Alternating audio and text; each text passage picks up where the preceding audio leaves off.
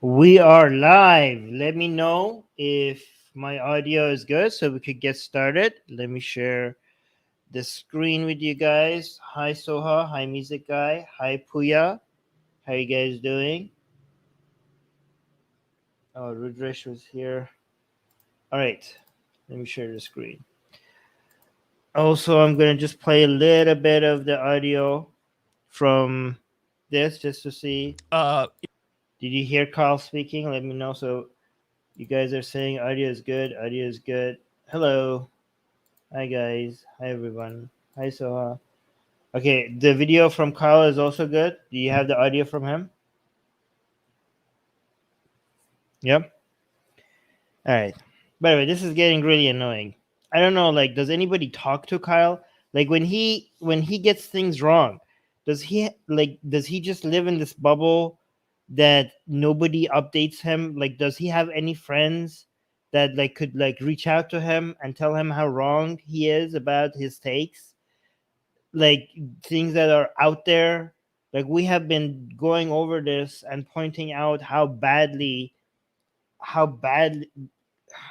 how horrible his takes are on everything Iran related, and it's just so obviously wrong. And I don't know, does he have a wall? Like, does he have live in a place where he just like does he not like reach out and see like maybe his ideas are wrong? Like, how does somebody keep commenting on this? How somebody this big keeps commenting on these and not notice that how wrong he is about everything he's saying? Yeah, actually, I heard it as well. Somebody saying Carl has once mentioned that he has one Iranian friend. He literally said, "Yeah, my Iranian friend told me." Guys, I remember that. I actually covered that show as well, right? Imagine how stupid would it be if I said like my takes on American politics. I rely on somebody, a source, because they just happen to be American. Like, just think about your average American, okay? And think about how accurate and how good an average American's take is on American politics, okay? But Carl apparently thinks that that's the standard that he gets to, like, oh, he has a friend and he's Iranian. His friend is Iranian. And I guess that's good enough. Like that, he must know. Like, yeah, that's the level of investigation that this man does on whether or not something is accurate. Like, oh, my Iranian friend told me. Okay, good. I'm glad that at least you checked this out. God damn it. Anyways, yes, music guy is saying he sims hard for the Iranian government. He does. And then it's amazing because then he claims that he doesn't, even though he always gives you the one side of the story and he doesn't give you the other side. And he constantly makes it seem like Qasem Soleimani was a goddamn hero and doesn't mention any of the crimes by the Islamic Republic of Iran. Like, if anybody was doing the same thing, like if a right-leaning person was doing this with, like, I don't know, the Trump administration, like he would like call it out as obviously like hypocritical. Like he would see what's happening, but like when we call out that like this guy is a shill for the Islamic Republic of Iran, like it's so obvious. Like, well, let's go through it today. Like, I don't know if for the people who might be new here, go watch the other videos that I've did on Kala as well. Like this guy is just like it's so disgusting. It's all good to be anti-imperialist and be critical of the U.S. government's policies. There's a lot to go after, but you don't have to do that at the while defending the Islamic Republic of Iran. You don't have to do that, guys. When I, for example, mention something, when I mention United States did something right somewhere, for example, okay, I always clarify, but like I always make sure that I am not like making excuses for the war crimes that United States government is responsible for. I always add that in so that I'm like not being used as a shield for like US government's foreign policies, like even if I'm celebrating something that they did somewhere, right? Like everybody's supposed to do that, right? Like, but this man doesn't. This man, like, it's like I showed you guys before that how translation of his videos into Persian are now being used as propaganda for the Islamic Republic of Iran. You have to question yourself. You have to be like, what am I doing if my videos are being effective for if you like being used as Islamic Republic's propaganda? Imagine your channel being called Secular Talk, and your videos are effectively propaganda for the Islamic Republic of Iran, right? This is like, I consider myself a leftist, but this is what people make fun of leftists for, right? They go so far into blaming everything on the United States government that they can't understand that there are some things that are happening in the world that goes beyond just being the fault of the US government. Yes, exactly. Sometimes Kyle represents the worst elements of the left. Well, I mean, at least when it comes to maybe not with regards to wokey stuff, right? With regards to like woke school stuff, Kyle doesn't represent the left, the worst of um, the worst elements of the left. He's not like in that camp. But when it comes to foreign policy, just being having this U.S. centric, you know how like right leaning people in the United States think like United States can't do anything wrong and everything they do is great. This is the other way. Leftists, like some people in the left are basically U.S. centric, but the other way around, right? They think like United States, everything it does on a foreign stage is all negative. Yeah, exactly. Somebody's saying basically anyone other than the US is always the victim, never the oppressor. Exactly. That's the way they look at things.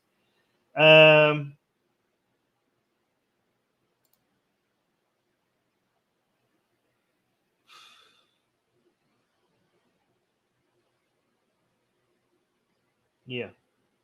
Yeah. So I don't know. Somebody's talking about something that has nothing to do with what they're talking about. I'm not gonna. If you have asked me questions about things that has nothing to do with what we're talking about today, I'm not gonna talk about it. We could bring it up another time. Anyways, Ibn Ghayyam, the polls I highlighted was the most recent polls by a university. So I don't know what you're talking about.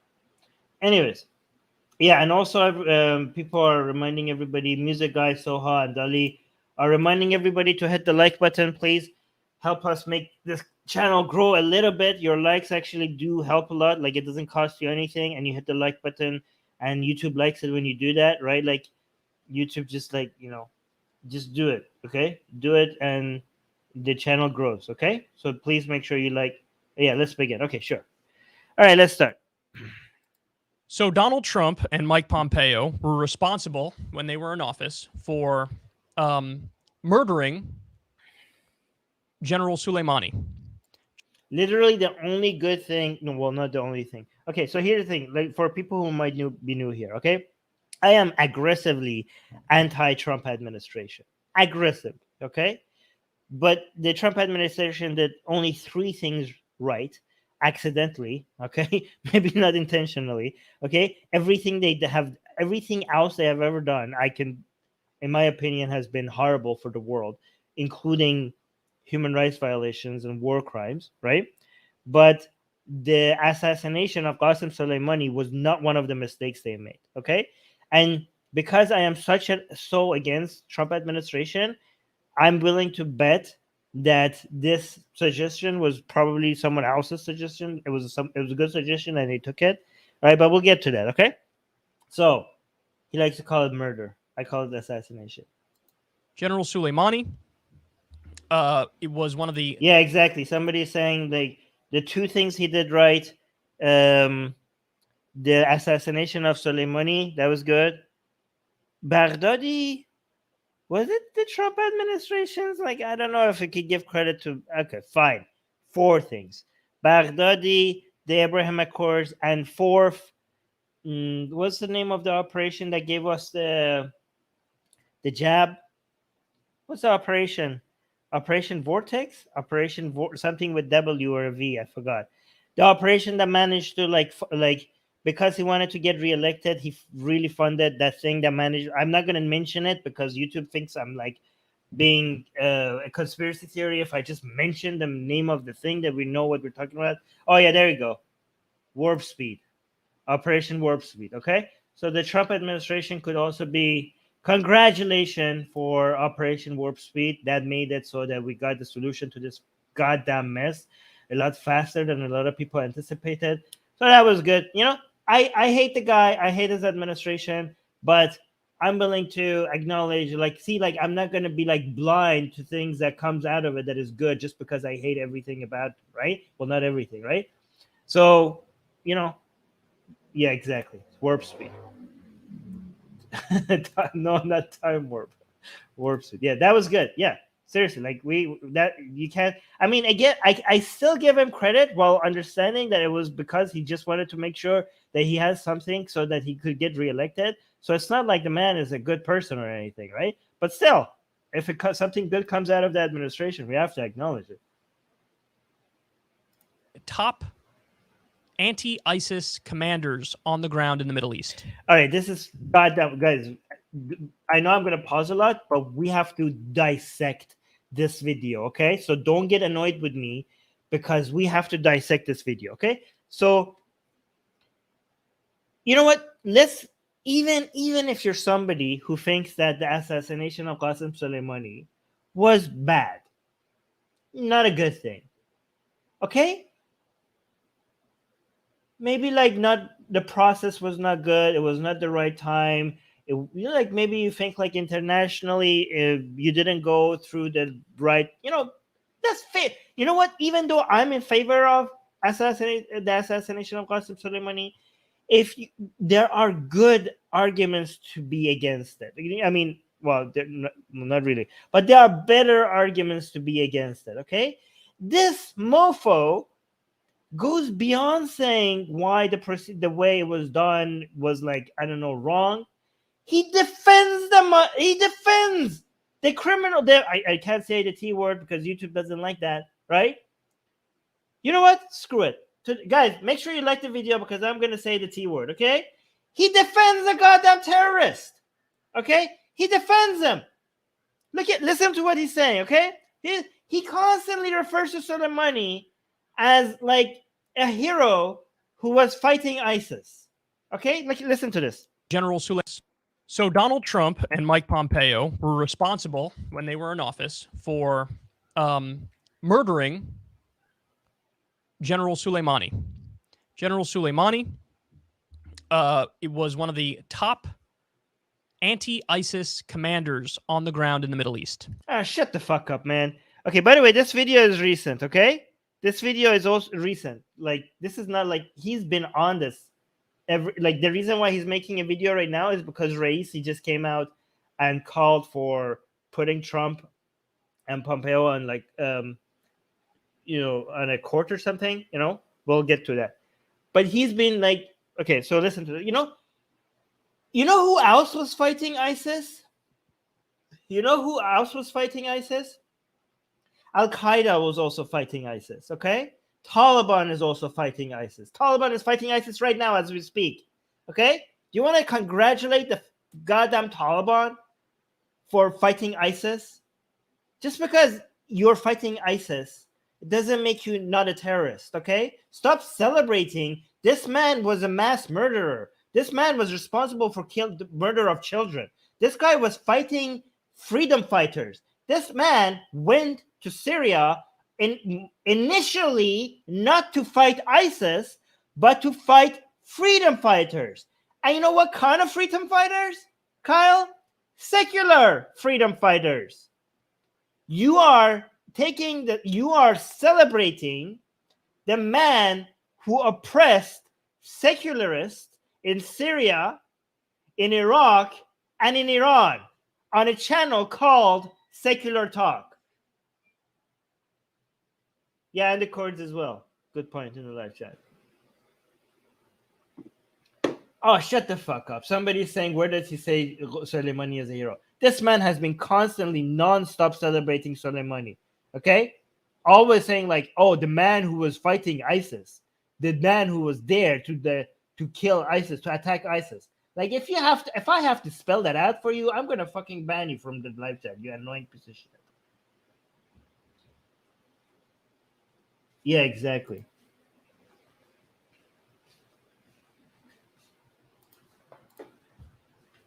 They were he was Look at this. the head of a Shia front which would take on ISIS. Well, the U.S. was not a fan of General Soleimani, and word was that he's Okay, let me actually show you. Wait, hold on. Do I have that? I had an article here showing. Hold on, let me keep playing this. representing Iran, and Iran is, of course, one of our top enemies, and we had intelligence of where he was. So Trump ordered the strike, and he was killed. Oh, there you go. I found it. Okay, so look at this. Okay, just pay attention to this, because every time Kyle mentions Qasem Soleimani, he has to sell him as this man that was attacking ISIS, right? And somebody's like in the life, somebody in the life is like, well, technically he was, okay? Like, imagine, like, you have to be an idiot. Ibn Ghayyam in the live chat, you must be an idiot if you don't understand what's happening here, or maybe like you're like naive or something. Okay, if I always come and tell you, like I just mentioned to you, like I'm against the Trump administration, but he did a few things right. Okay, like because of Operation Warp Speed. If I come and every time I say like, oh, Donald Trump, the man who's responsible for Operation Warp Speed, you would like, even if I don't tell you that he's a hero, you understand what I'm doing here. Okay, so shut the hell up if you don't understand. If you're either an idiot or you're just being dishonest. Okay, so let me just show you how dishonest it is to introduce Qasem Soleimani. Qasem Soleimani, for people who don't know, is the head of the Quds army, which is basically a branch of the IRGC that is responsible for operations beyond the borders of the Iran, right? So the IRGC general here, look at this article, okay? Bust myth about Iranian military in Syria to fight ISIS. Okay, this is what I've been telling you all the time. I actually, on the previous videos, I have showed this video of this person busting this myth, and I translated it live here on air to English for you guys. Okay, but now I actually found an article that mentions this. Okay, an IRGC general has effectively busted the Islamic Republic of Iran and its leader. We knew this, by the way. We knew this. Like, I have been highlighting this with you guys because the dates didn't match. Okay, the time that the Quds army went to Syria, okay, the time that they sent it there, like it was before ISIS, the rise of ISIS. So the idea of Qasem Soleimani being in Syria because of ISIS to defend people against ISIS was a lie. They were there before. Who were they fighting in Syria? Who was Qasem Soleimani fighting in Syria before ISIS became a thing? Exactly. Puya is saying Soleimani was in Syria. Why did they show up there? They specifically went there with the orders to suppress all the freedom fighters who were rising up against Assad before ISIS was fighting Assad. These are the people that wanted freedom. These are the people who wanted democracy. But because of their boy Assad was being threatened, just because they happen to be Shia, right?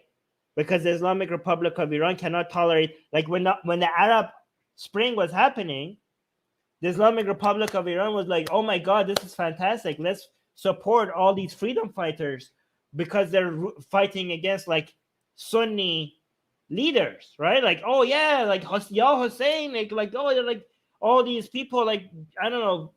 This is like we're in support of people's voices need to be heard, even though we're suppressing people's voices right here in Iran. We will like this is great. All these dictators are gonna fall. But as soon as it happened in Syria, they shifted the narrative, didn't they? Like that with the hypocrisy. Like I don't know how many of you will remember this. Like when it happened, it was so. They were like not only they didn't defend the people, they sent forces, and the level of when I say suppress, I don't know if people understand. They murdered children. Okay, they started shooting at people in masses without any hesitation. like they massacred people because this leader happens to be their ally. So yeah, you could act. You know how like Kyle keeps talking about, oh, United States what supports democracy unless it's their ally. Well, that's what was happening here. That's what was happening here. They were like, oh, let's support democracy, but not our boy. And their response to that was mass execution of people in the streets by a foreign force. It was not just Assad himself. Iranian soldiers were in Syria killing Syrian people for the crime of wanting freedom. That was why Qasem Soleimani was in Syria before ISIS became a threat to Assad. And ISIS became a threat to Assad because Assad wanted to make ISIS a threat to Assad because of he opening the prisoners and stuff like that.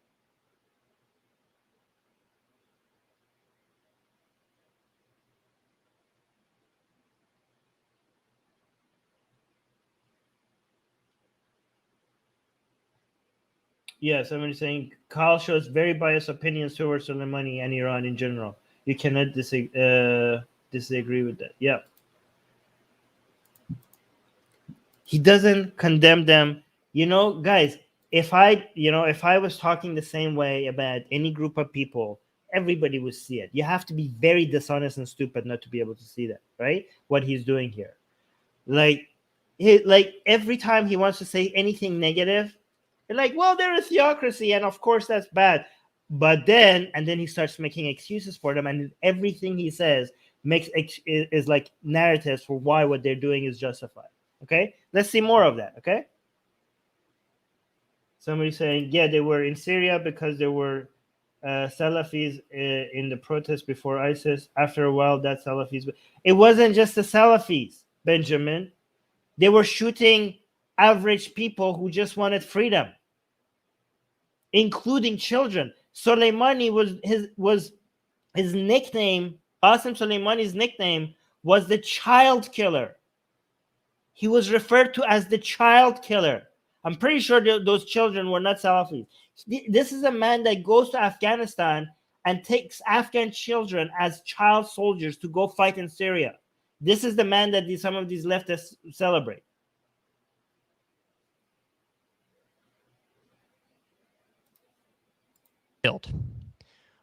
Well, now Iran, the new president of Iran, Raisi, just gave a speech. Wait, where did we even read this? We forgot to even read this. Okay.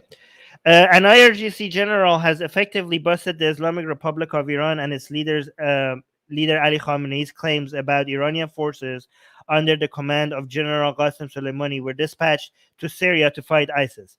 General Mahmoud Chaharbaghi, the commander of IRGC's artillery in 2011 till 2012, said in a live program on a Channel 5 of Iran's state television on January 2nd that the supreme leader told General Qasem Soleimani to go to Syria to protect Syrian leader Bashar Assad. His mission was to prevent Assad's fall. Again, this was before, okay, Chaharbaghi's stress, this was long. Oh, we don't even have to, like, we used to be able to show this to you guys. We used to have to like show you the dates that the bodies of Iranian soldiers came back to Iran, and show you the dates when ISIS rose in Syria. Okay, we don't have to do that anymore. Why? Because they are saying it. Like, this is officially by IRGC officials themselves. Okay, look at this. It's like they're doing our job for us. Thank you very much, Chaharbaghi. Chaharbaghi means four gardens, by the way. Anyways, he's saying this was long before the emergence of ISIS. Oh my God! Thank you so much for like now putting this in English, because I used to have to translate this. Okay. Assad's armed oppositions were fighting his forces. In fact, Soleimani's mission in Syria started in 2011, while ISIS emerged in Syria as recently as 2014. Okay. Okay. So instead of introducing Soleimani as the general who was fighting ISIS, introduce him as a man who was fighting children and freedom fighters. Okay. Oh, look at this. I actually didn't know. In this article, it doesn't mention Soleimani created a stigma by killing children in Syria that will hardly ever be wiped off his history books. Okay, thank you for... I didn't know that's in this article. Iranian opposition abroad have welcomed the statement by Char Bagheri, who busted the myth of Iranian forces. Okay, I read... You know that part? He was... okay. Since 2011, Iran has spent between... Okay, we don't need to... Okay. All right, let's put this away. Okay.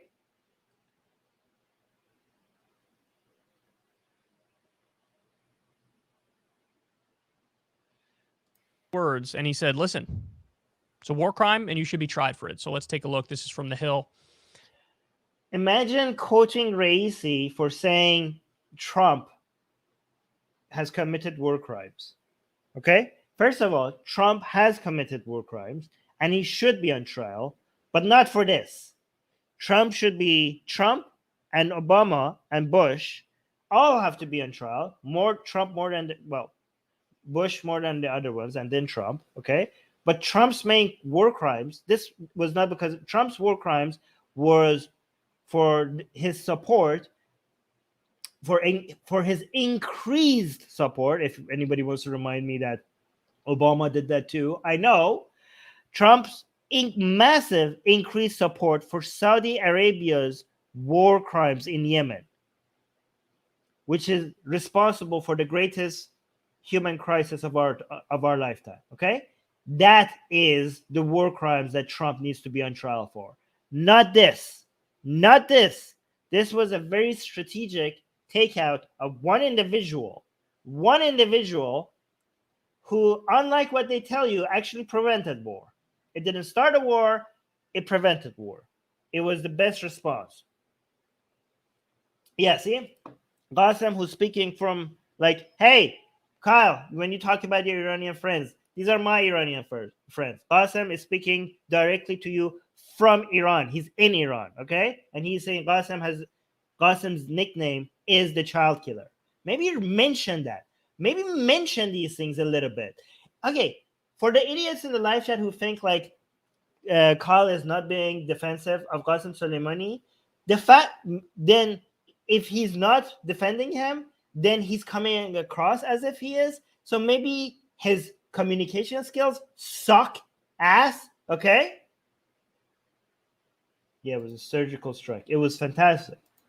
Those are the assassination of Qasem Soleimani and Fakhrizadeh. The Fakhrizadeh takeout was even better, okay? His wife wasn't even injured, sitting right next to him, right? That was Mossad, you know, they do some bad, shady stuff, but that was beautiful. Anyways, so now he's quoting Raisi saying Trump needs to be on trial for this. Raisi, of all people. You know why I'm mentioning Raisi like this, right? Well, yeah, I don't know if that's true, so I'm not going to highlight that. Exactly. That's what Trump needs to be on trial for, not this. Iranian President Ibrahim Raisi is calling for former President Trump and former Secretary of State Mike Pompeo to face trial for the assassination of General Qasem Soleimani, who was killed in a January 2020 drone strike ordered by Trump. Raisi, in a speech on Monday, said Trump and Pompeo should be tried in a fair court for the assassination of Soleimani. He called Trump an aggressor, murderer, and the main culprit. If Trump and Pompeo are not tried in a fair court for the criminal act of assassinating General Soleimani, Muslims will take our martyrs' revenge, Raisi said. The aggressor, murderer, and main culprit, the then president of the United States, must be tried and judged by the Islamic law of retribution, and God's ruling must be carried out against him. Raisi added, Soleimani was killed near Baghdad's airport on January 3rd, 2020 in a drone strike that Trump... All right, we have a spammer in the live chat. Let me take care of that. Block user. By the way, this spammer in the live chat, the picture that this spammer was using was a picture for the profile picture, was the picture of my dead mother. These are the people who here. These are the people. Now we have another spammer. Let's block that as well. These are the people who come here. they're using a picture of my dead mother who died from cancer as their profile picture to come here and spam this. Like, imagine how. Anyways, ordered, quote, we took action. look at this one. Look at the username. Like, she is dead now. Thank you, Muhammad. Look, that. You know what? You know the picture that they're using as a profile? That's a picture of me. My mom. Look at her. The username. The username is she is dead now. Thank you, Muhammad. Because these are. Here's another word.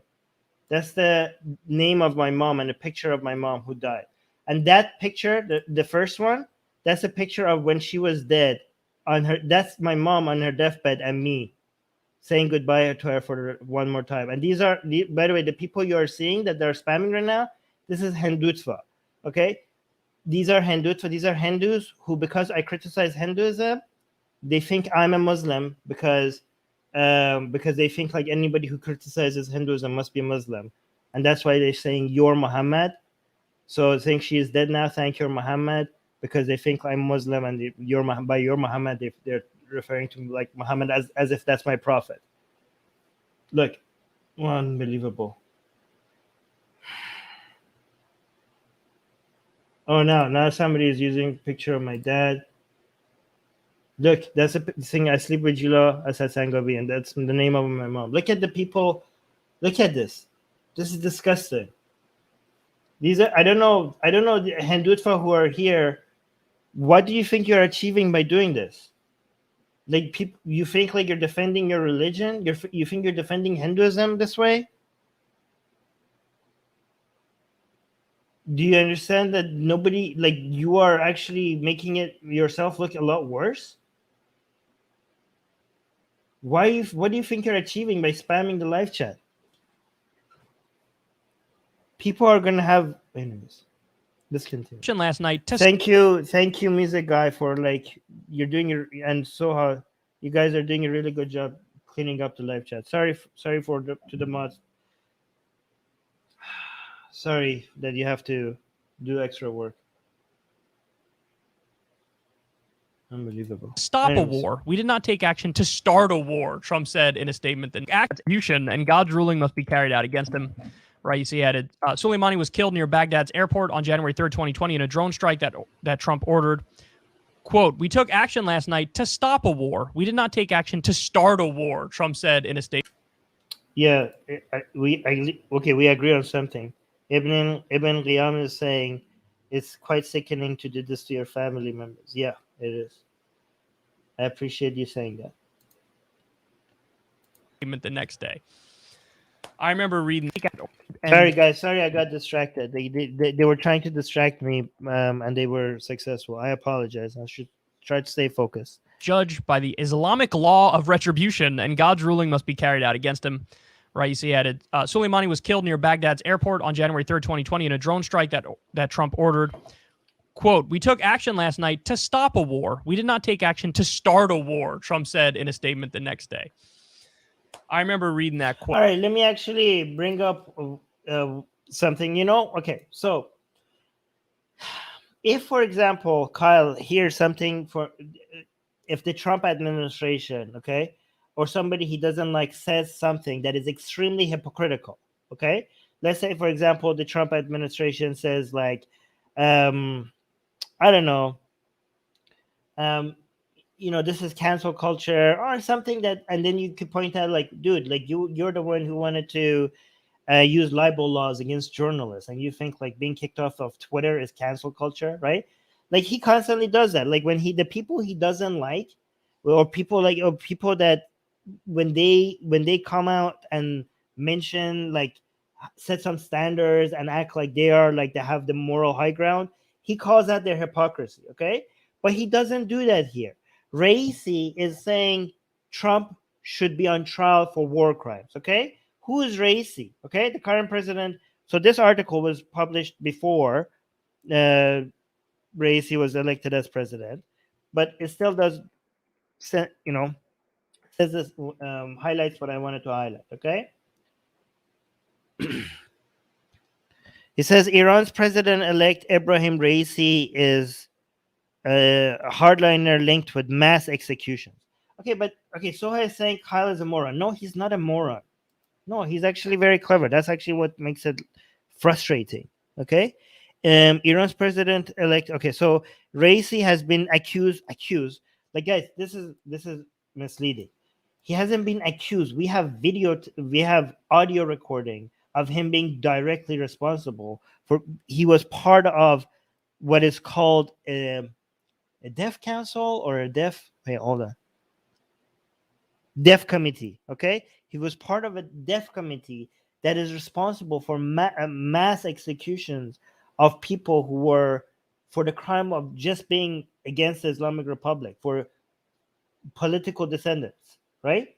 This man was in charge, was part of the committee that was responsible for overseeing the mass execution of these people. Okay, this is one of the genocides in history that it was in the 1980s. Like, it's not like that far back, and not enough people talk about it. And 3,000 is the lowest estimate. They have this. Okay, it's probably a lot more.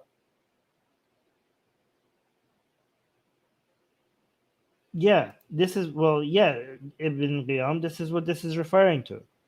Okay, he was technically they were like, I mean, were they were communists. They were like something between communism and Islam and Shia Islam. But yeah, technically you're right. Okay, so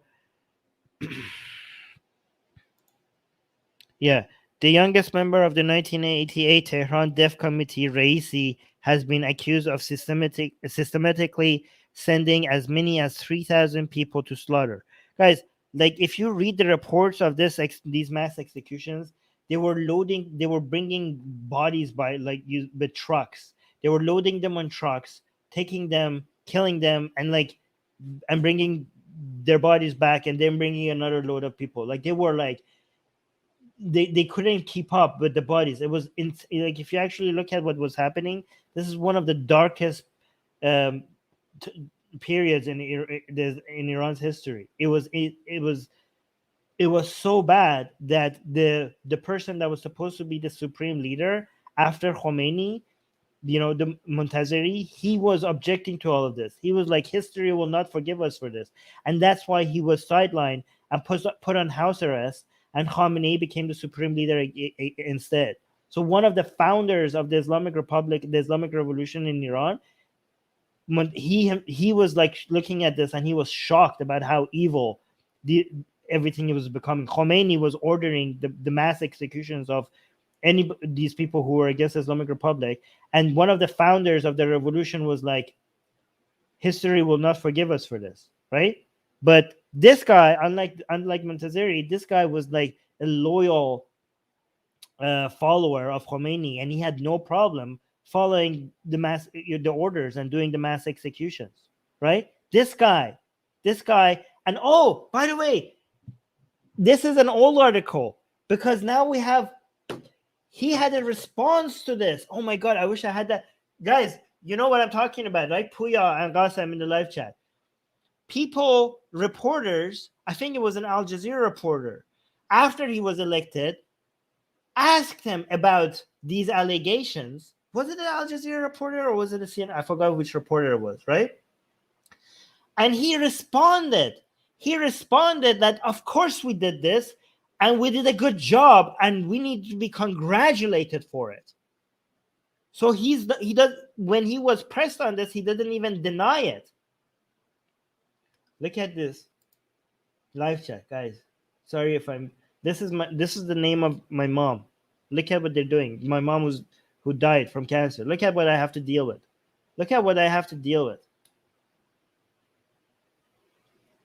Oh yeah, Qassem is saying that happened 48 hours after he started his presidency. So 2 days after he became a president, he announced that, yes, we did this, and we're proud of it. And where's my medal? Puya is saying he said that we should be proud of that, and that we are defending human rights or something like that. Exactly. God, these idiots in the live chat. Guys, I don't know how to explain to these Hindus who hate me this much. I'm not a Muslim. Like, I don't know what this is about.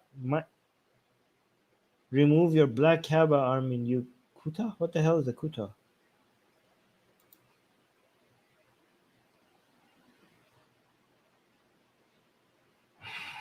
Yeah. For some people, yeah. Anyways, thank you for the people who are deleting all of this and from the live chat. So when he was the head of the judiciary, flogging and executions, when he was even after the mass executions, Raisi, when he like eventually before he became a president, he was put in charge. He was the what do you call the head of the Supreme Court in Iran. What's officially the Supreme Court of Iran. Raisi was the head of it before he became a president. And when he was the judiciary when he was the head of the judiciary, flogging and executions flourished. Okay, so Raisi is somebody who's responsible for increasing the flogging and executions of people. Okay, so not the best person to quote for upholding human rights and putting somebody on trial for violations of human rights. Okay, if you want to mention that, again, if you think Trump should be on trial, mention that. But if you want to say Raisi is right to say this, maybe look into Raisi's past. Don't you look like you're celebrating the man. This is a man that is responsible for many innocent people's executions and torture.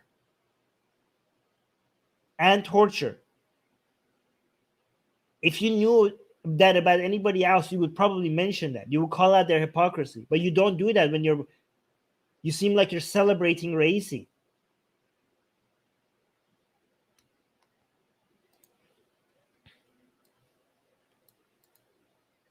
Quote, and just losing it.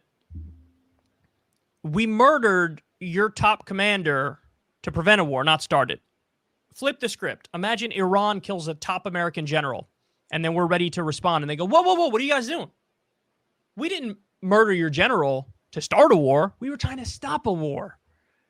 Well, Kyle, it worked.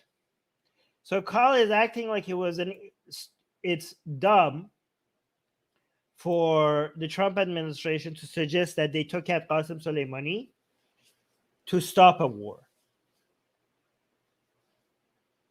It worked. Okay? They were right. They ended up being right.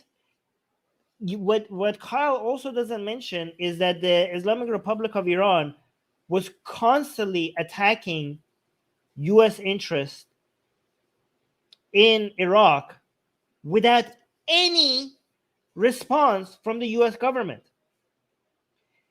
And they were being emboldened over and over again because they were actually surprised themselves that why they were with how much they're getting away with.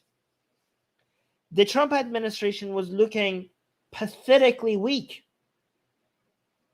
And that's why they kept on escalating until they escalated to the point where they attacked the embassy, U.S. embassy, with American citizen as staff right there. The embassy is U.S. soil. This was attack on the U.S. soil.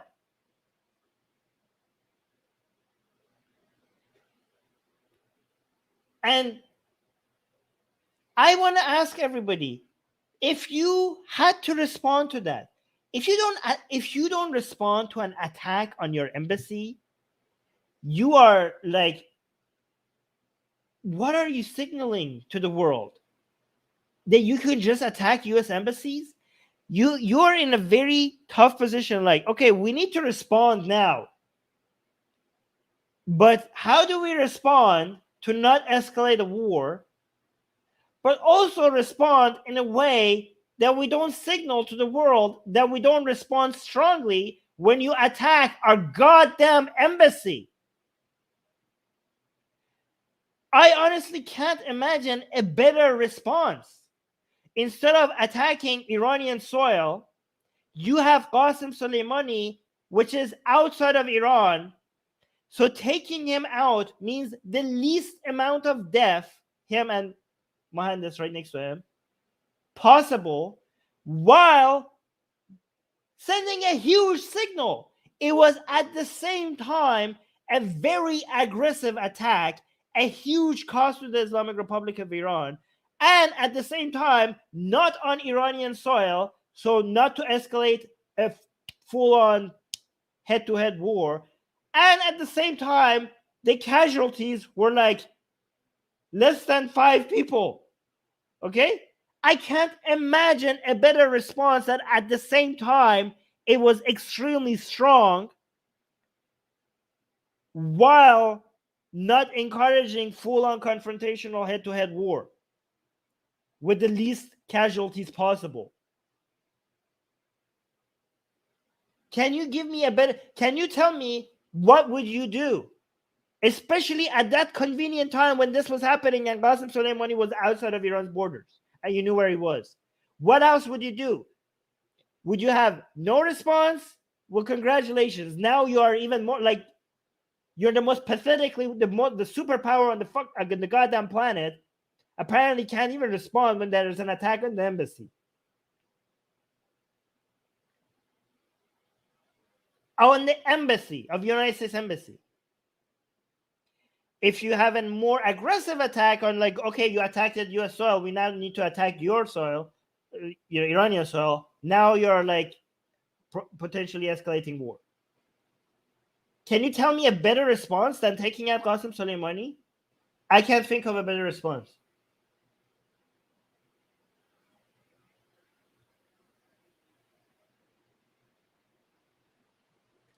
Look at this. Look at the people who are spamming the live chat. This is what I have to deal with. Gila is the name of my mother. It's hard to focus, guys. Sorry.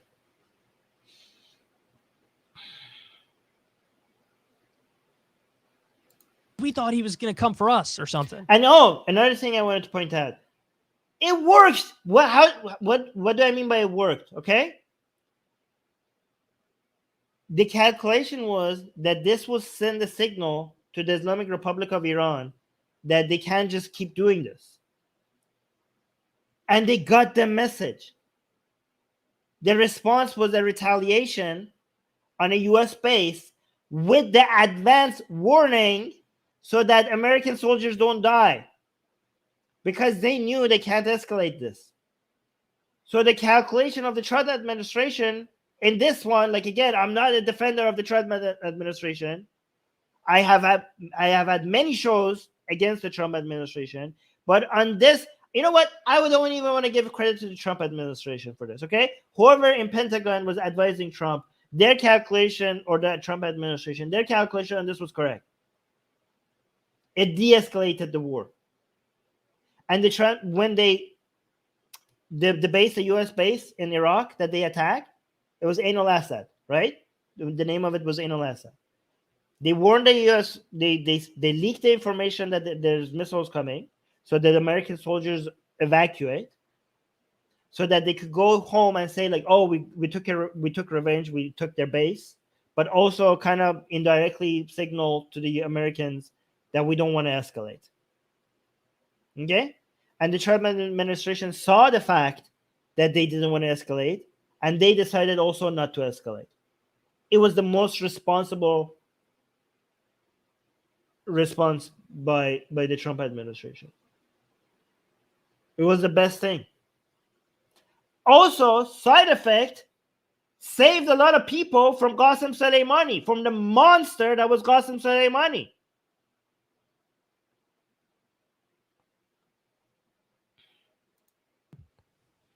What would our reaction be? That we left that out of the room.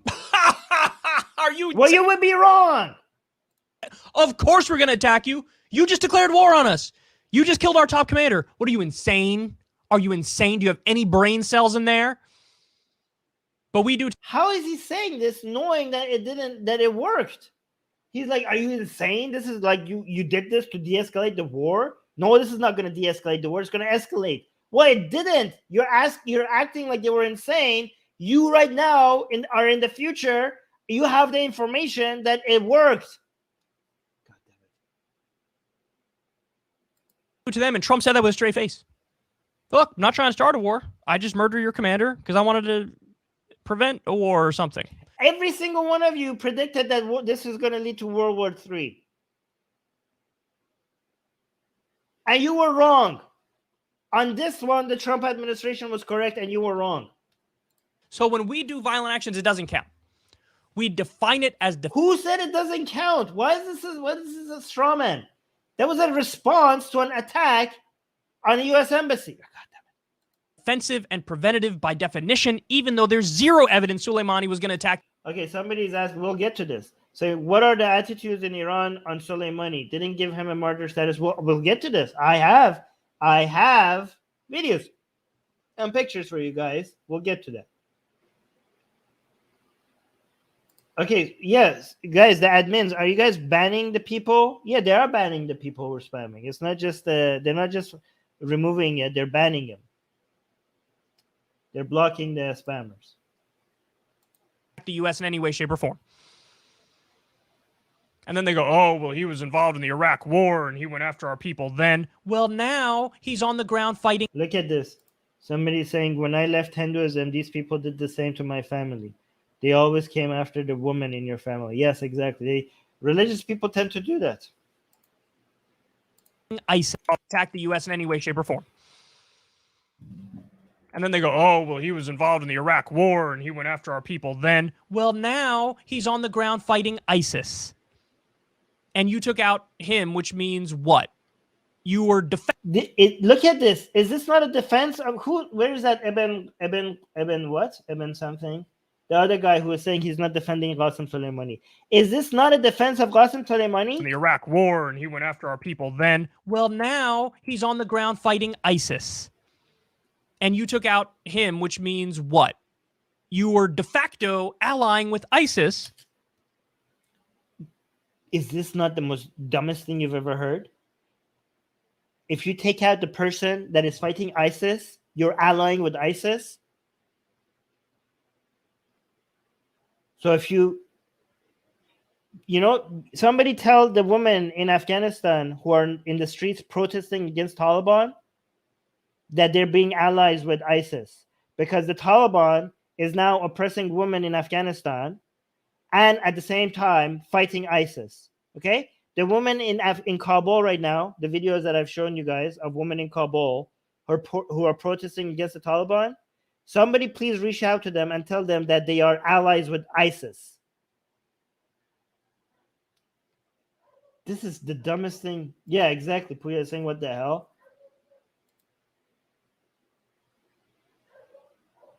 Sorry, guys, for the spammers. Which is not too out of character for the United States, to be honest, to side with jihadists. We've seen this during the Cold War under Ronald Reagan, where we funded the Mujahideen, which later became, split up into the Taliban and Al-Qaeda. We've seen this under Obama with the arming of Syrian rebels, Al-Nusra Front, which was a jihadist faction. So this is not out of character that we ended up acting as an ally to the worst of the worst in the Middle East. Does he ever mention that Soleimani was a terrorist himself? Does he ever mention that? Does he ever mention the number of people that this man is responsible for oppressing? Don't tell me he's not defending him. Does he ever bring that up? The Sunni fundamentalists, the Salafists, the jihadists. So, to their commentary here, to what Raisi said, listen, this is what America asked for. Because Obama made the deal. Obama and Kerry made the deal with Hassan Rouhani. Wait, before we get to this, actually, let me show you. Somebody was asking about people's view of Qasem Soleimani in Iran. Let me actually show that. So we have obviously the supporters of the regime in Iran. They support Qasem Soleimani, but the vast majority of the people who are against the regime, they think like this. Hold on. So a lot of people point to the funeral of Qasem Soleimani and how many people showed up. Okay, that is not how you measure what the current attitude in Iran is. Okay, because the stats and the polls I've shown you, that is a better measure. Okay, but if you want to show how polarized things are, again, this is what I'm showing you. It's not statistics, but it actually shows you how passionate people are about this. Okay, so this happened just on January 6th, right? So this was quite recent. It says Qasem Soleimani statue was torched in Western Iran. Guys, on the same day the statue was raised, the Iranian people burned it. Okay, so a lot of people think because so many people showed up at the funeral of Qasem Soleimani, that means that the vast majority of Iranians love Qasem Soleimani. Okay, you have to understand that in a country of 80 million, even I think, like, if you could say, like, estimate 10 million of them are in support of the Islamic Republic, it's not very hard for you to create a giant funeral. Okay, especially when the government wants you to signal your support for everything Islamic Republic related, and they send out buses, and if you don't show up to these things, you're going to be like alienated at work, and it's going to show up on your record, and there's a lot of incentives for people to show up in all the events that the government wants you to show up in, right?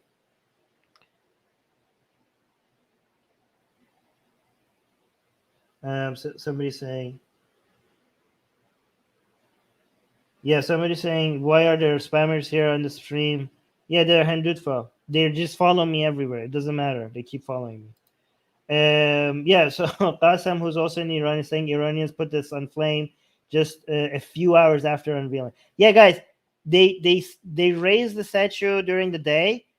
On the same night that the statue was raised, this is what happened to the statue. Okay, I don't know if I could click there. This is Qasem Soleimani. This is Iranian people's response to the statue, to the raising of Qasem Soleimani statue inside Iran. Okay, somebody send this to Karl Kulinski. قاسم سلیمانی و فلکه اول شهر کرد آتیش زدن. اینو امروز صبح فکر کنم نصبش کردن. The man who's recording is saying they raised this statue in the morning, and now it's the same day, nighttime. They burned it. شبم آتیشش زدن. Guys, the next day, people were coming and they were crying. They were crying over the fact that the statue was burned. Yeah, Puya is saying didn't even last one day. Yeah, exactly. And they were declaring the speaker, and the people were crying. They were having almost like a funeral ceremony, not for Qasem Soleimani, but for the statue of Qasem Soleimani. And the speaker in the crowd was saying that all of us here, we would rather that it was our bodies that were being burned rather than Qasem Soleimani's statue, not Qasem Soleimani himself. They were willing to sacrifice their bodies to be burned rather than the statue. That's how insane the supporters of the Islamic Republic are. Somebody, Veiled Rose, is saying, yes, but Islam doesn't allow idolatry and statues. You're thinking Sunni Islam, okay? This is Shia Islam is filled with shirk. Hold on, let me see what this is. Mir Jalal is saying, according to Vox News, 70% of ISIS's attacks were on Syria's rebel, and only 30% attacks were on Syrian Arab army and Iranian rebels. Wait, what? 70% attacks were on Syrian rebel, and 30%. Okay.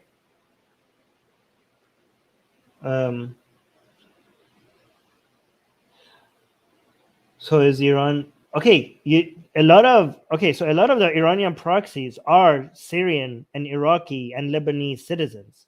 So you have to understand that Iran, like the IRGC and all the proxies of the Iranian regime, they're not all Iranian citizens. So, like, for example, Hezbollah, they're Lebanese, but they are a proxy of the Islamic Republic of Iran, for example. I don't know if that makes sense. Anyways.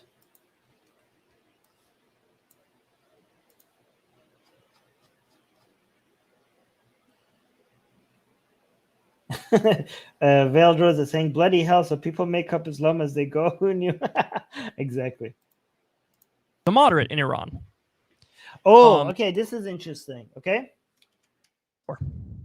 Because Obama made the deal. Obama and Kerry made the deal with Hassan Rouhani, who's a moderate in Iran.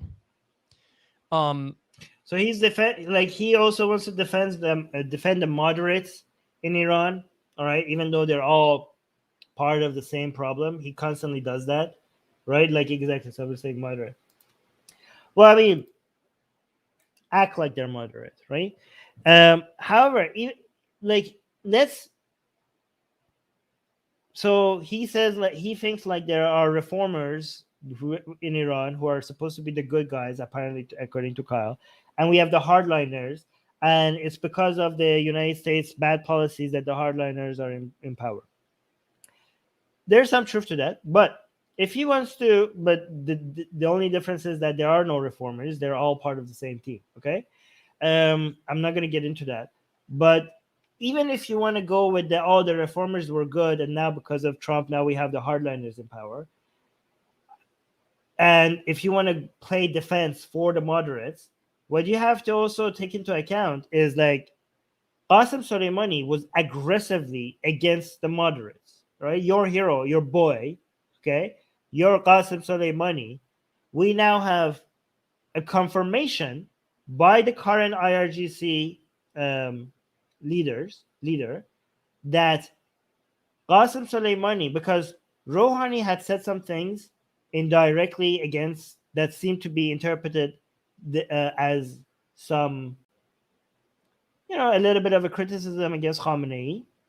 And so Qasem Soleimani, this has been confirmed by IRGC itself, that Qasem Soleimani met with Rouhani and threatened him that you don't get to speak against IRGC or Khamenei, and that's our red line. Technically threatening a coup. Okay? And Qasem Soleimani did the same thing during Khatami's time. So that's the kind of person that you're defending.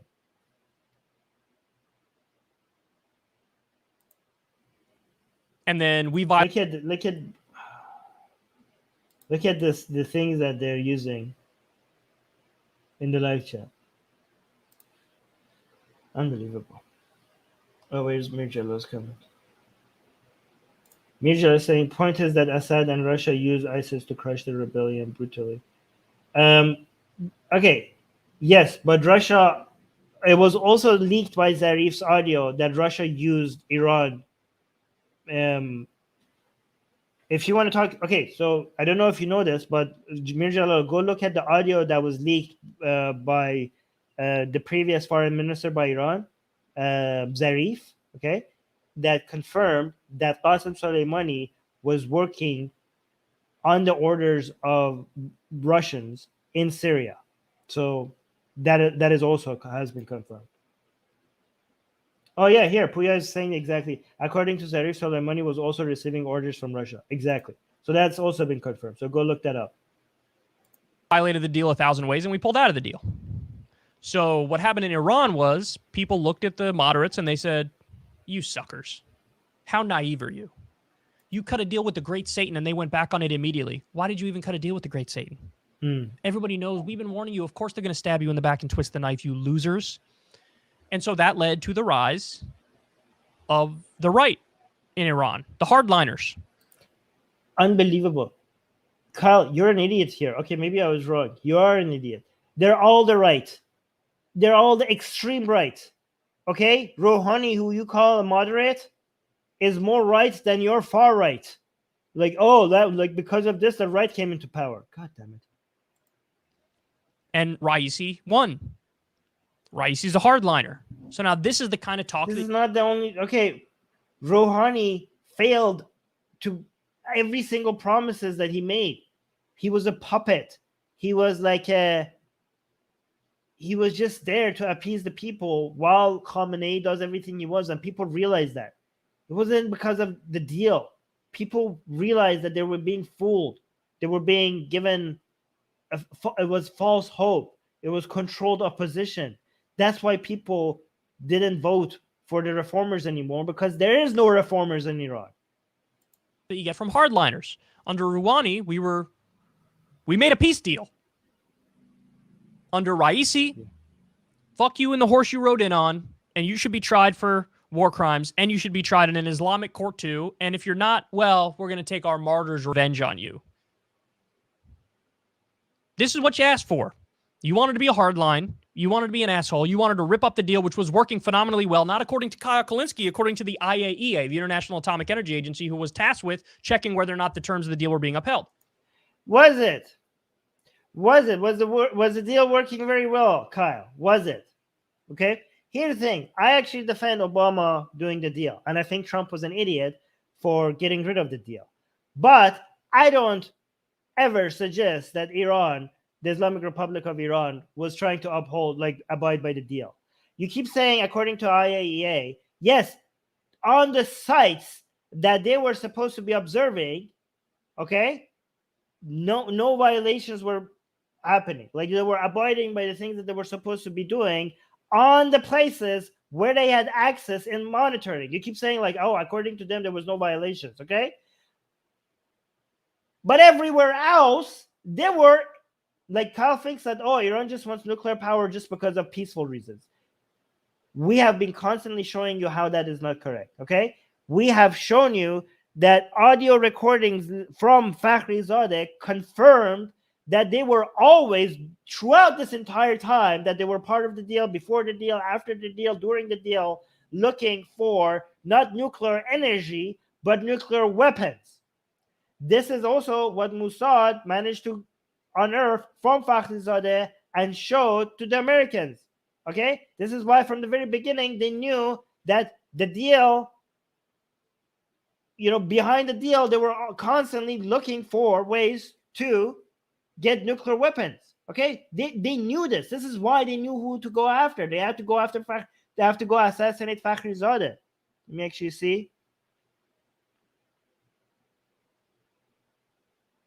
Let me actually show you. Yeah, people are saying Hindutva. Yeah, guys, sorry about the live chat. It's becoming hard to monitor what you guys are saying because of all these spammers. I apologize for that. Yeah, but the people who watch this video later, they're not going to see all the spammers because when the mods remove them, later the chat is going to look very clean. But yeah, the live chat is just filled with like filth like this. Yeah, there's footage of Fakhrizadeh. No, it's not here. Let me show you. I have this confirmed for you, okay?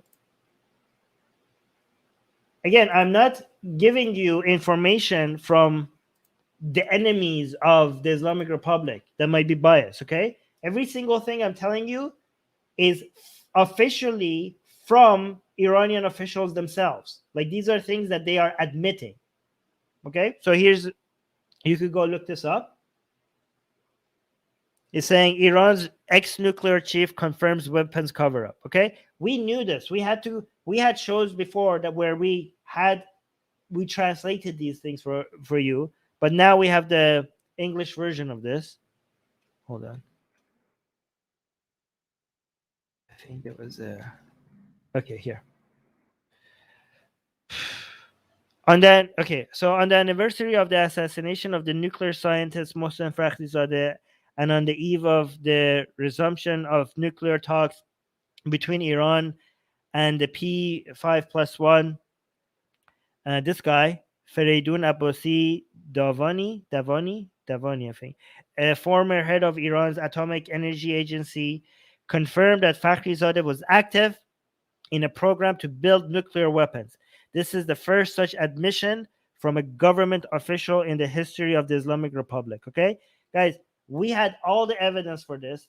We had constantly showed you how this was something that was apparent to everybody, okay, everybody that was paying attention. But the significance of this is that they are now on record saying this. They came on record officially saying this. Okay, this is why this one is very significant. Okay, so I'm not going to read this entire article. You could go find it if you want. This has been reported widely. And it continues by saying, so I'm not going to go through all the history. I just want to highlight the important parts. Now, close to 2 decades after, somebody raised concerns about the confidence deficit, ex-atomic energy. This guy, Dawani, has become the latest Iranian official to evidence why such deficit exists. Okay, gave an interview. This guy gave an interview with the state's newspaper, Iran, in which he openly stated that am I reading this right? Deficit, yes. Stated that not only had Mohsen Fakhrizadeh spearheaded efforts to build a nuclear weapon, but others with the same mindset and worldview as he were involved in Iran's nuclear programs today. Okay, and so this is like for all the people. Yeah, somebody Ian is saying I feel bad for your mods. Yeah, sorry mods. Thank you for all your efforts. Okay. It continues with saying it's quite clear that our restraint about nuclear weapons was based on the explicit fatwa by the exalted supreme leader. But Fakhrizadeh created the system, and his motive was not only defending our country, because our country supports the anti-Israel resistance front. When you get into these issues, the Zionists become sensitive, and it wasn't only Mr. Fakhrizadeh. There are others at the managerial level of our organizations who have the same characteristics. Basically, the philosophy that we need nuclear weapons was rampant among many people, many of the officials. Okay. So a lot of people might ask, like, how is this possible? If Khamenei gave a fatwa that we shouldn't have, according to them, they shouldn't have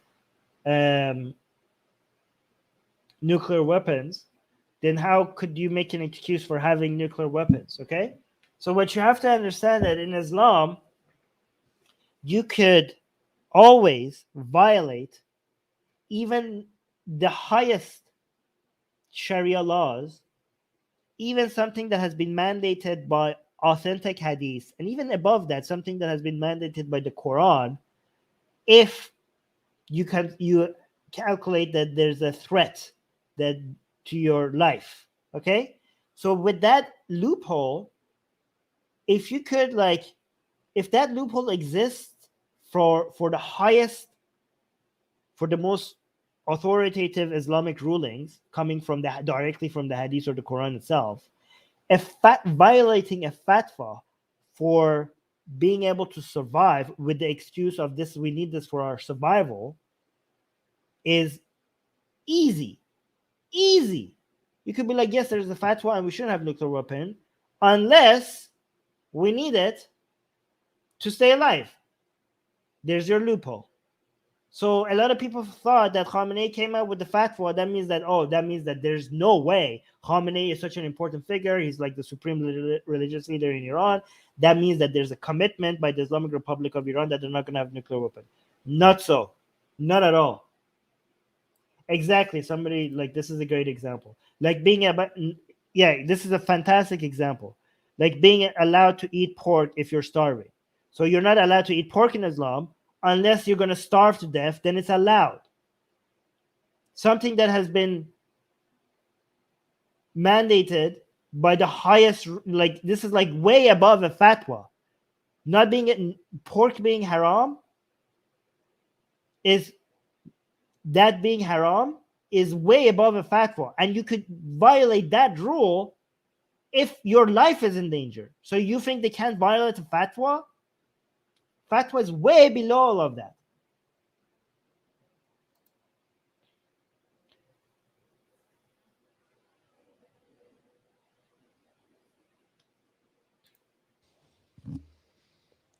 Well, here you go.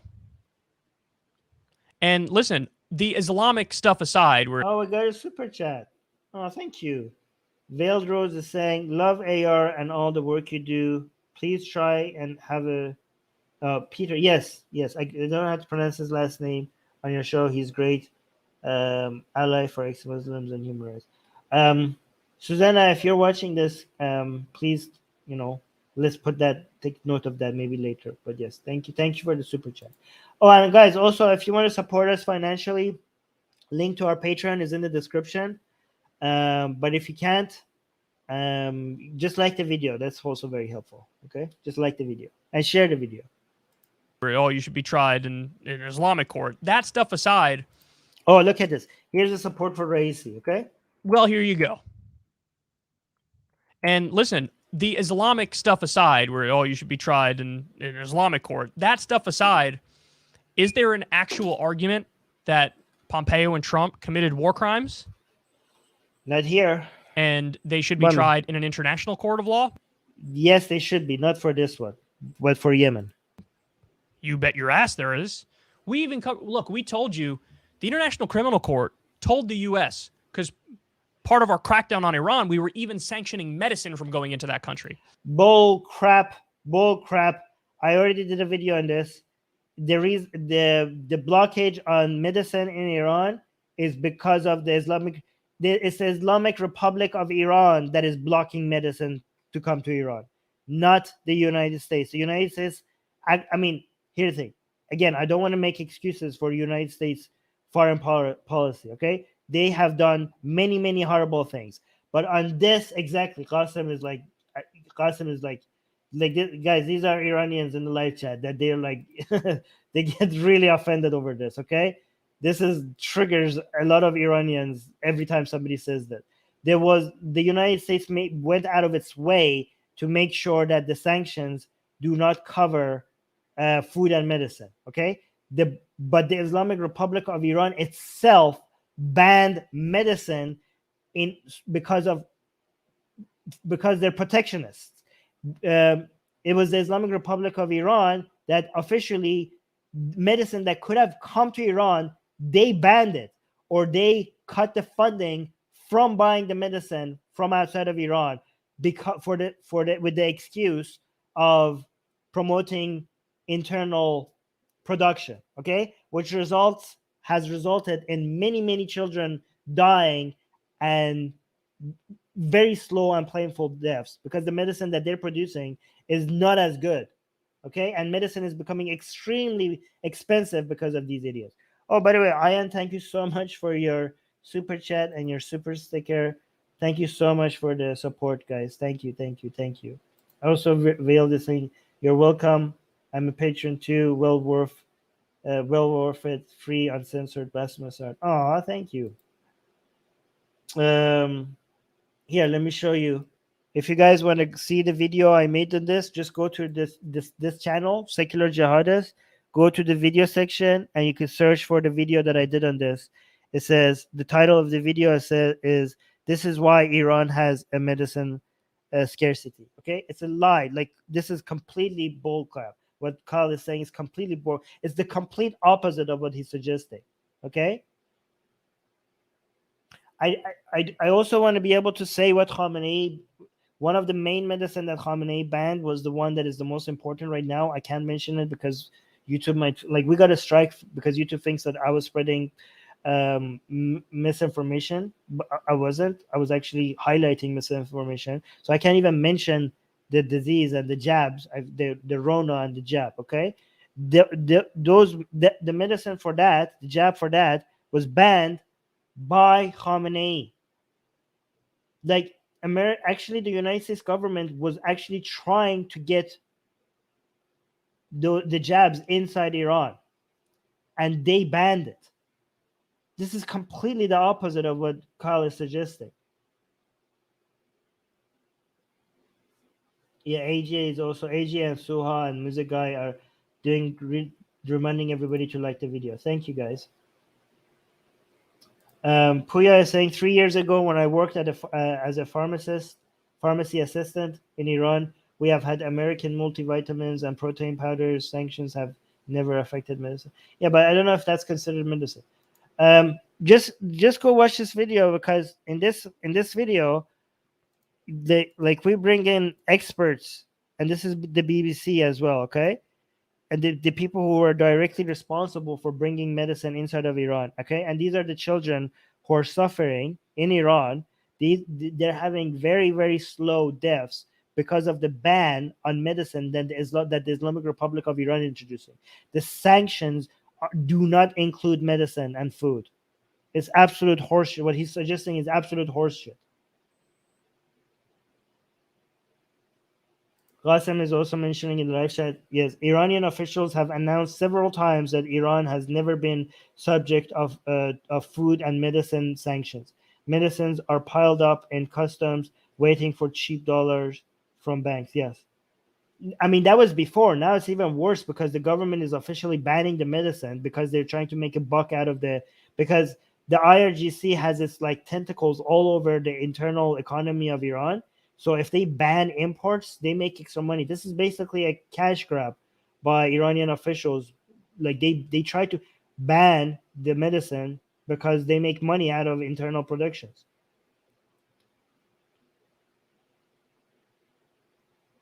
Oh my god, Music Guy, I'm so sorry. Music Guy, I saw they're like constantly banning these spammers, so they can't even. I know Music Guy also likes to comment, but he can't do that today because he constantly has to ban these people. Oh yeah, Puya. Okay, I get your point. So yeah, guys, if you want to see that, just search for this. This is why Iran has medicine scarcity, and then search for secular jihadists.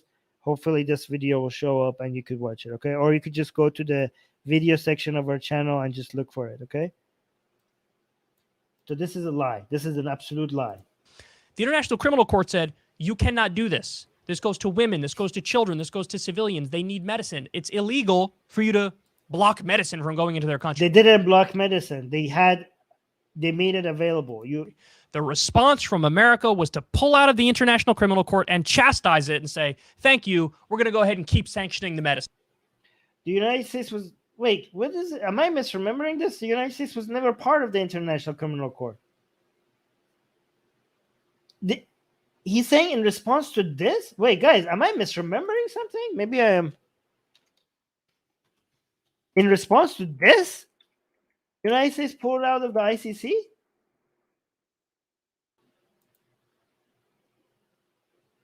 The U.S. is not a state party to the... no, the U.S. No. It was in 1998, the U.S. was one of the only 7 countries that voted against. Yeah. This is bullcrap. Wait, am I misremembering something? The United States didn't pull out of the ICC in response to this. Maybe I'm misremembering something. I can't be sure about this one. Was the United States part of the signatory to the ICC that I wasn't aware of before? I thought they were never part of it. I know they helped with it. They were like, oh yeah, these are some good rules. Hey, let's come up with some rules for international laws, but not for us. like they help with the creation process, and then they're like, yeah, we will help, but this is for everybody else, not for us. That's how I remember it.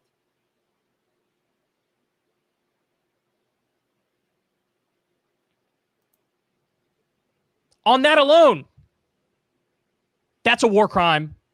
You should stand trial for that. Assassinating a commander, there was no declaration of declaration of war through Congress. They attacked your embassy. They attacked your embassy, Kyle. There was no declaration of war. Congress has to declare war. There was no declaration of war. You have to be able to respond to an attack on your embassy. You can't just every time go through Congress when there's an attack on your embassy. Then if you have to go through Congress to be able to respond to every attack on your embassy, then every single American staff member in all the embassies around the U.S. embassies in the Middle East and other hostile places, they're sitting ducks. They're sitting ducks. If you signal to the world that when you attack my embassy, I have to go through Congress to be able to respond to that, you just do you understand what that means? That means people could just go at your embassies. Yeah, exactly. Puya is saying, isn't attacking an embassy basically a declaration of war? Yeah, it is. It's a U.S. embassy. It's U.S. soil, and every embassy's countries is considered Like this was an attack on U.S. soil.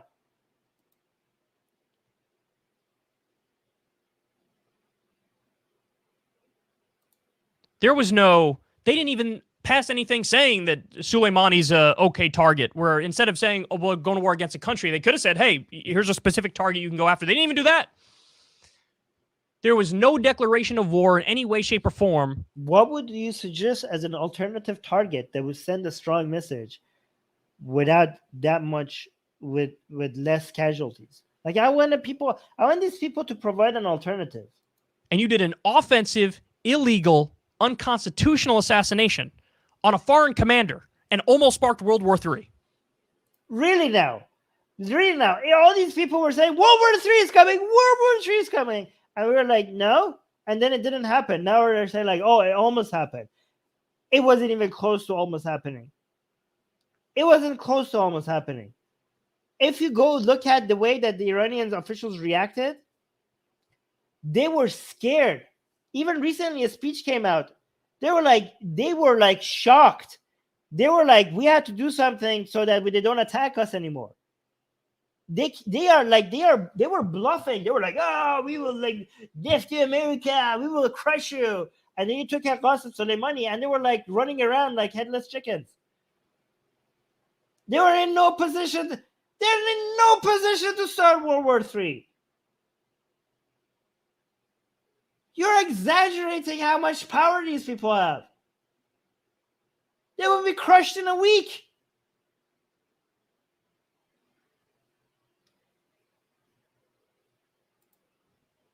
I remember that was the part of the Trump.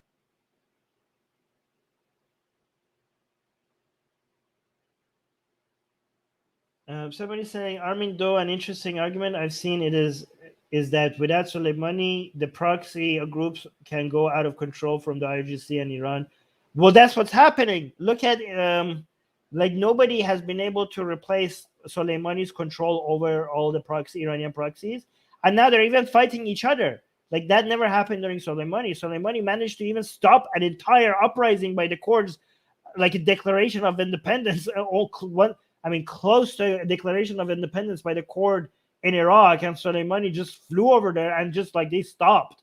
Like that man, I don't know how he did everything he did, but he was like, he had like such a tight grip over everything from Afghanistan to Yemen to Lebanon to Syria and to Iraq. Okay, nobody is able to replace him, which is fantastic. That shows how good of a takeout that was.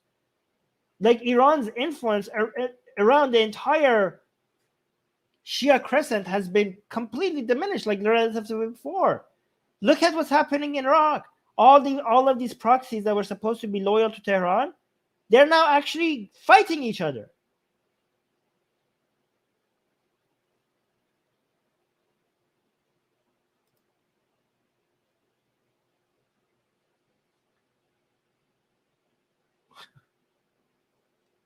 Just recently, a video came out by, I think,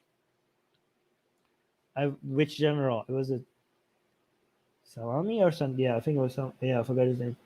And he was saying like we were desperate to figure out what to do so that they don't continue more attacks. Like you almost started World War III. They got the message. They had to do a fake attack on the U.S. base in Iraq, so for local consumption. They wanted to make sure the Americans understand that, oh my God, we're sorry. Like, without saying it, they were like, okay, they didn't want to look weak, so they had to do an attack. But the attack was basically a surrender side. When you leaked the message that we're about to attack you, they were basically a begging for de-escalation. That's what the attack was. Because they contacted, they leaked the information that they're about to attack. For local consumption, they have to look tough. But really, they don't have anything. That's why they need a nuclear weapon, Kyle. That's why they want a nuclear weapon. Because they only act, they're speaking as if they could like take out the United States or start World War III. They're in no position. You're like, oh, World War III, or like, look at this. President's illegal, unconstitutional assassination on a foreign commander and almost sparked World War III. How? The Iranian IRGC and their Artesh, plus their proxies on one side, and on the other side we have the entire civilized world. We have every country in NATO and every country in the European Union, Canada, United States, Japan. Even Japan will join in that, like they did recently. Ever since they didn't participate in the attack on Kuwait, they have been regretting that. Korea, everybody would join in like their buddies, the support of the United States. Do you think Russia and China will come in the defense of the Islamic Republic against the United States in a world war? You have to be delusional to think that's how much they're willing to escalate. They would just sit back and be like, we condemn that. That's not nice. States are being, no, cut it out. Stop it. Do you think they will actually send their armies to defend the Islamic Republic of Iran? How would this be a World War III?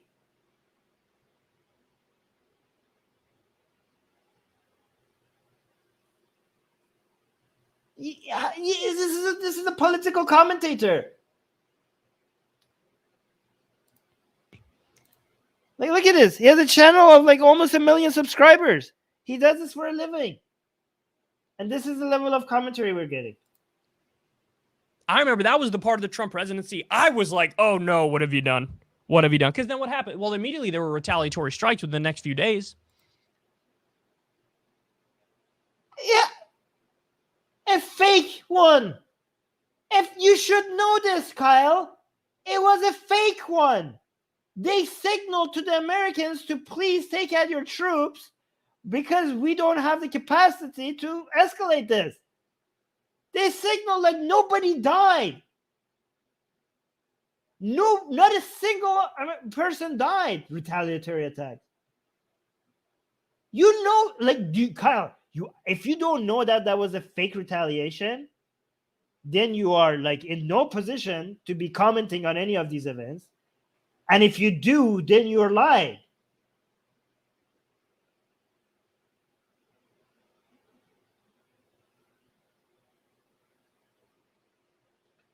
I am saying, Armin, how close Iran is to obtain nuclear weapons currently.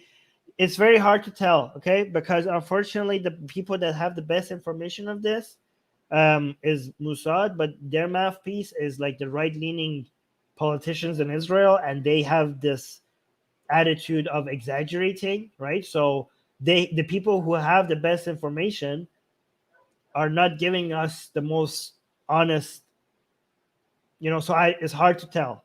It's hard to tell.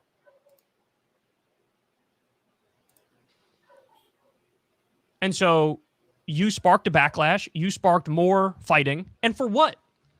This guy wasn't planning attacks against Americans. He had his hands full with ISIS. And Americans. What are you talking about? Their goal, Qasem Soleimani was in meetings planning to push Americans outside of Iraq. Do you think that was like, that plan required them to be like, hey, dear Americans, we would like to humbly ask you to please leave? What do you think Qasem Soleimani's meeting with Kataib al-Hezbollah and Hashd al-Shabi, Iranian proxies in Iraq, their plan when they were planning to push Americans outside of Iraq, what do you think that plan entailed? How do you think they were planning to go about doing that? Do you know that Qasem Soleimani was managing Hashd al-Shabi and Kataib al-Hezbollah, groups directly responsible for killing Americans? What are you talking about?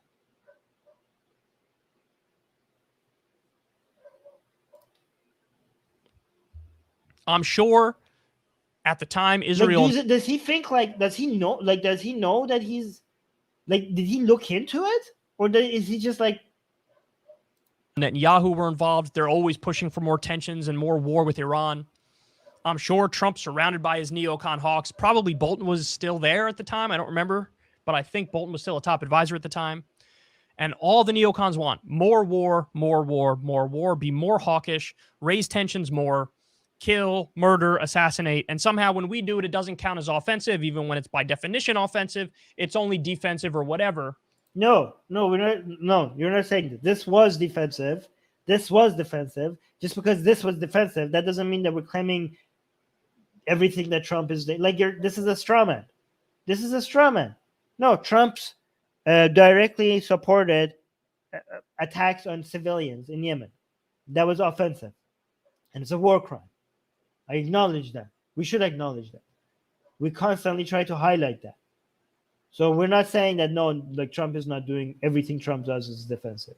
You're an idiot. You're not just, okay, I keep saying, I told Soha that he's not an idiot. Now I'm saying he's an idiot. Okay, fine. He is an idiot. This was in response to an attack. And it's dangerous, man. Playing with fire. And if any other country acted in the way we acted on that day, we would say they're a rogue country and they're ripe for regime change. That's what we would say. Can't assassinate. Not you. You wouldn't say that. You wouldn't say that. They started the fight. They made the first attack. Okay? I think before that, they were attacking American contractors in the region. If somebody attacked Americans in response to America taking the first strike, you would actually defend the enemies of the United States because you do not look at things case by case. You're tribal, okay? If you want to see somebody not being tribal, then you could see that sometimes they evaluate things and sometimes they're like, okay, Trump is like, this was a war crime. Trump should be, and then another time like, okay, here they did the right thing, okay? But when you constantly see everything that the United States does as them being the aggressor and can't find examples of them not being aggressors, that means that you're not evaluating things case by case. You're just being tribal. You just already have a preconception about how things are supposed to be, and every event that you analyze has to fit the model that you already built in your mind. Yeah, so you're fine. Random generals and commanders around the world and act like it's fair and fine. So in a very narrow way, this guy, he's making sense. He's not making sense, use an Islamic court, and he's not making sense, we'll get the martyrs' revenge or whatever. But the idea that Trump and Pompeo should be tried for war crimes, as Noam Chomsky said, every post-World War II U.S. president, if the Nuremberg laws were upheld, they'd be hanged. Now, I'm against the death penalty, so they shouldn't be. Every one of them? War crimes, as Noam Chomsky said, every post-World War II U.S. president, if the Nuremberg laws were upheld, they'd be hanged. Nah. No. Because the intention, like, you could blame a lot of them for bad decision that led into war crimes, but you also have to prove intentionality as if, like, that was the... Yeah, I don't know. Now, I'm against the death penalty. So, I don't know. Like, for example, Biden right now, I don't know what the rest of his presidency is going to be. Maybe you could like charge him for, for voting in favor of the Iraq war. But right now, Biden is doing really good in de-escalating stuff, right? And look at the number of drone attacks, how much they're being reduced under Biden, right? Look at all the push that the Biden administration is making behind the scene to be able to fight against the military industrial complex to stop the support for Saudi Arabia's war in Yemen. So these are good things, okay? So far Biden hasn't done, himself at least hasn't done anything that directly could be considered war crime, unless you want to say that Biden should be charged for war crimes because he voted in favor of Iraq war, okay? Which the Iraq war was absolutely a disaster. It was a mistake. But can you be trialed for, like, the Nuremberg trials? I don't think it's comparable. Like, if you support a war that happens to be a disaster, is that the same as you? Like, is that a miscalculation or an intentional mass massacre of people? Like, is there no difference between those things? I don't know. I have to think about it. I don't think it's the same. Music guy, I think they just ran out of accounts. I think like they had so many accounts that they use on Atheist Republic, and now they were like just dumping all those accounts here right now. But it's going to take time to make new accounts. That's why the spam, I think, has been reduced. So they shouldn't be hanged, but should they be tried? And have okay, you know forms? what? I don't. If I'm not sure if these people are guilty of war crimes, you don't have to be sure to be in favor of them being trialed. Yes, therefore, I would like. I know it will never happen, but in a just world, all of them will be trialed. Whether or not they would be found guilty, I don't know. That's why we have trials. But I do think all of them should be on trial. So I agree with that. In terms of justice and their sentence be upheld? Yeah, they absolutely should. Whether it's Obama, whether it's Trump, whether it's Biden, these guys are all war criminals. And there's no doubt about it. I mean, Biden right now is doing a really good job. I don't know. Somebody tell me, has Kyle made a single video talking about how much Biden is reducing the drone, like aggressively reducing the drone strikes? Like, has he talked about that? Maybe he has. Maybe I don't know. I'd ever seen. Ever since Adpocalypse, when right, so that's good. We're done. Guys, please support our channel. Link in the description to our Patreon. And please like this video. We want the channel to eventually start grow. Oh, you did? Mirjello. Okay, so let's do that. Credit where credit is due. Kyle Kulinski apparently has highlighted the fact that Biden has aggressively reduced the drone strikes. So good job. So hey, I'll take that back. He's not completely tribal or biased if he has done that. See, I can change. Yeah. Okay, Mirjal is saying yes, he has done a video on reduced drone attacks. Okay, so good. We could congratulate Biden for that, right? We could appreciate that. I think Biden is doing so far a very good job. Biden, maybe not Biden, maybe Biden's administration. I really don't know where one begins and what the other ends, right? But they could screw it up. Like if they screw it up, don't come and tell me like, oh, what happened, Armin? You were supporting it. I'm just saying so far, I think they're doing a good job. Okay, it might change very soon. All right.